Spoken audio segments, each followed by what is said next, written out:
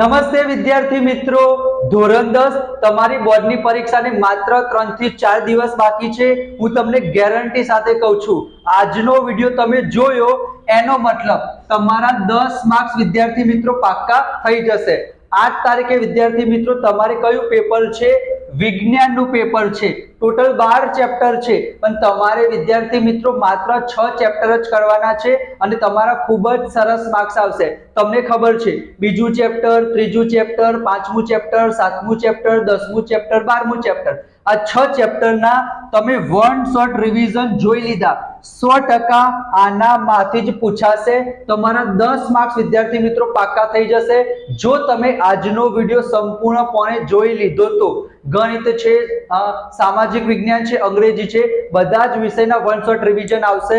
તો ફટાફટ વિદ્યાર્થી મિત્રો નમ્ર વિનંતી કરું છું, ચેનલને સબસ્ક્રાઇબ ના કરી હોય તો સબસ્ક્રાઇબ પણ કરી દેજો।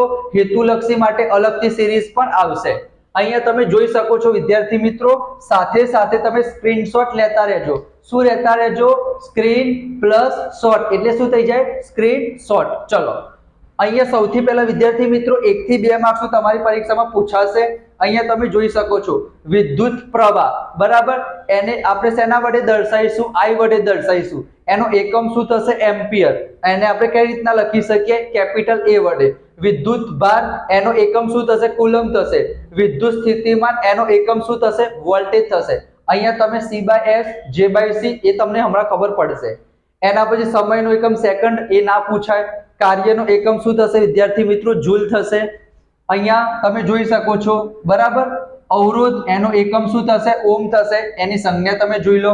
અવરોધકતા, એને આપણે રો વડે દર્શાવીશું। એનો એકમ થશે ઓમ ઇન્ટુ મીટર, બરાબર? આ રીતના તમે જોઈ શકો છો વિદ્યાર્થી મિત્રો। સરસ મજાનો તમે સ્ક્રીનશોટ લેતા રહેજો, બરાબર? આનો સ્ક્રીનશોટ લઈ લો। ચલો, એના પછી વિદ્યાર્થી મિત્રો સૂત્રો શા માટે તમારે કરવાના છે?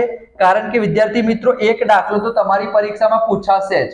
એક દાખલો તમારી પરીક્ષામાં આ ચેપ્ટરમાંથી પૂછાશે, એક દાખલો। તો એના માટે તમારે શું કરવાનું છે? અહીંયા જેટલા પણ સૂત્રો આવે છે વિદ્યાર્થી મિત્રો ચેપ્ટરમાં, એ બધા જ સૂત્રો મેં અહીંયા લખી દીધા છે। I = Q/T હમણાં જ મેં તમને શીખવાડ્યું। Q એટલે વિદ્યુત ભાર, એનો એકમ શું થશે? કુલંબ થશે। T એટલે સમય, એનો એકમ શું થશે? સેકન્ડ થશે। એનો મતલબ I નો 1 એમ્પિયર એકમ થશે અને I નો બીજો એકમ શું થશે? C/S। અહીંયા તમે જોઈ શકો છો, એ પણ તમારી પરીક્ષામાં પૂછાય। અહીંયા J/C કઈ રીતના આવ્યું? કારણ કે વર્ક ડન એટલે કે કાર્ય, એનો એકમ શું થશે? જૂલ થશે। Q વિદ્યુત ભારનો એકમ શું થશે? કુલંબ થશે। તો આ પ્રમાણે વિદ્યાર્થી મિત્રો એ લોકો ટ્વિસ્ટ કરીને પૂછી શકે। આ પાવરના 3 સૂત્ર વિદ્યાર્થી મિત્રો યાદ રાખજો, બરાબર? આનામાંથી પૂછાય। R = ρL/A, V = IR, આ ઓમનો નિયમ છે। જૂલનો તાપીય નિયમ, ઉષ્મા ઉર્જા। H = VIT, H = I²RT, આ હેતુલક્ષી માટે મોસ્ટ ઇમ્પોર્ટન્ટ છે। અહીંયા જો 1 યુનિટ બરાબર શું થશે? 1 કિલોવોટ અવર થશે અને 1 કિલોવોટ અવર બરાબર કેટલી જૂલ થશે? એ તમે જોઈ શકો છો। આ મિલી એમ્પિયર, મિલી એટલે 10⁻³ થાય, આને માઇક્રો કહેવાય। માઇક્રો એટલે 10⁻6 થાય। નેનો એટલે 10⁻9 થાય, પણ એ તમારે નહીં પૂછાય, ટેન્શન ના લો, બરાબર? વિડિયો ચાલુ છે, એક વાર તો ચેક કરી લો। ઓકે, ચાલુ છે, કારણ કે ઘણી વખત વિદ્યાર્થી મિત્રો વિડિયો બંધ થઈ જાય તો ફરીથી શૂટ કરવું પડે એના માટે, બરાબર? તો આ મેં તમને હેતુલક્ષીની વાત કરી। તમારી પરીક્ષામાં સૂત્ર પૂછાઈ જાય, દાખલો પણ પૂછાય છે 2 માર્ક્સમાં।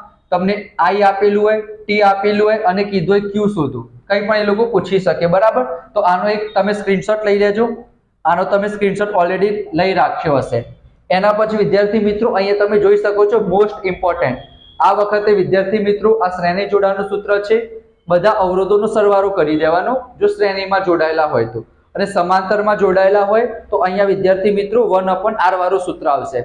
લખીને રાખો 1000%। આ વખતે શ્રેણી જોડાણ અથવા સમાંતર જોડાણ બંનેમાંથી એક પ્રશ્ન તમારી પરીક્ષામાં 100% પૂછાશે।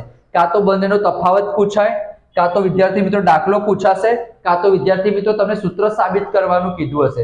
પૂછાશે અને પૂછાશે જ, બરાબર? એના સિવાય એમીટર હશે વિદ્યાર્થી મિત્રો, એ શું માપવા માટે વપરાશે? કરંટ એટલે કે વિદ્યુત પ્રવાહ માપવા માટે વપરાશે। અને એમીટરને હંમેશા આપણે વિદ્યુત પરિપથમાં શ્રેણીમાં જોડીશું। વોલ્ટમીટરની વાત કરીએ તો વોલ્ટમીટર શું માપશે? વોલ્ટેજ માપશે, બરાબર, વિદ્યુત સ્થિતિમાનનો તફાવત માપશે બે છેડા વચ્ચેનો. અને વોલ્ટમીટરને હંમેશા આપણે સમાંતરમાં જોડવામાં આવે છે. આ વિદ્યાર્થી મિત્રો ટ્રુ ફોલ્સમાં પૂછાઈ જાય, બરાબર. તો અહીંયા તમે જોઈ શકો છો, આ મેં તમને કહી દીધું. એના સિવાય વિદ્યાર્થી મિત્રો તમારી પરીક્ષામાં 2 માર્ક્સમાં પૂછાઈ જાય કે વિદ્યુત પરિપથ સમજાવો આકૃતિ દોરીને. તો બેટરી છે, બલ્બ છે, અવરોધ છે, એ બધું તમારે સરસ મજાનું દોરી દેવાનું, સ્વિચ દોરીને. એના પછી ઓહમનો નિયમ તમારી પરીક્ષામાં પૂછાય, V = IR. એના સિવાય વિદ્યુત પાવરની ટૂંકનો તમારી પરીક્ષામાં પૂછાય. એના પછી આ વિદ્યુત ઘટકો છે, જેમ કે આ શેની સંજ્ઞા છે? વિદ્યુત બલ્બની. આ શું છે? અવરોધ છે, બરાબર. એના સિવાય એક આ પણ સારો દાખલો છે કે 1 કુલમ વિદ્યુત ભારની રચના કરતા ઇલેક્ટ્રોનની સંખ્યા ગણો. તો તમારે શું કરવાનું છે? 1 ભાગ્યા આ કરી દેવાનું, બરાબર. એટલે તમને આ જવાબ મળી જશે. યાદ રાખજો, 2 માર્ક્સમાં અથવા હેતુલક્ષીમાં પૂછાય તો. અને 1 ઇલેક્ટ્રોન બરાબર આ માઇનસની નિશાની યાદ રાખજો. આ MCQ માટે છે, હેતુલક્ષી માટે, બરાબર. આ પ્રશ્ન 1 ઇલેક્ટ્રોન બરાબર -1.6 × 10⁻−19 C, બરાબર. તમે સાથે સાથે વિદ્યાર્થી મિત્રો સ્ક્રીનશોટ લેતા રહેજો. એના પછી અહીંયા ઘર વપરાશ, કે જ્યારે આપણે ઘરના વપરાશમાં સમાંતર જોડાણ શા માટે જોડવામાં આવે છે અથવા તો શ્રેણી જોડાણ કેમ જોડવામાં આવતું નથી, બરાબર. આ કારણ પૂછાઈ જાય. એના સિવાય ફ્યુઝ, એના વિશે ટૂંકમાં તમારી પરીક્ષામાં પૂછાય. અને વિદ્યુત બલ્બના ફિલામેન્ટમાં આપણે કઈ ધાતુનો ઉપયોગ કરીશું? ટંગસ્ટનનો. તો શા માટે ટંગસ્ટનનો ઉપયોગ કરવામાં આવે છે વિદ્યુત બલ્બના ફિલામેન્ટમાં? તો મોસ્ટ ઇમ્પોર્ટન્ટ પ્રશ્ન હતા. તમે સ્ક્રીનશોટ વિદ્યાર્થી મિત્રો લઈ લેજો. બીજું ચેપ્ટર, ત્રીજું ચેપ્ટર, પાંચમું ચેપ્ટર, એના વિડીયો આપણે ઓલરેડી અપલોડ કરી દીધા છે. આજે આપણે કયું ચેપ્ટર જોયું? 10મું ચેપ્ટર વિદ્યુત જોયું. એના હજી 2 વિડીયો આવશે. આપણે 12મું ચેપ્ટર આપણું પર્યાવરણ એ પણ જોઈશું, એનામાંથી જ પૂછાશે. વિડીયો પસંદ આવ્યો હોય લાઈક કરજો, ચેનલને સબસ્ક્રાઇબ કરજો, દોસ્તો સાથે શેર કરજો. મળીશું નેક્સ્ટ વિડીયોમાં. બીજા બધા વિડીયો જોઈ લેજો. ત્યાં સુધી જય હિન્દ, જય Bharat. Thank you so much.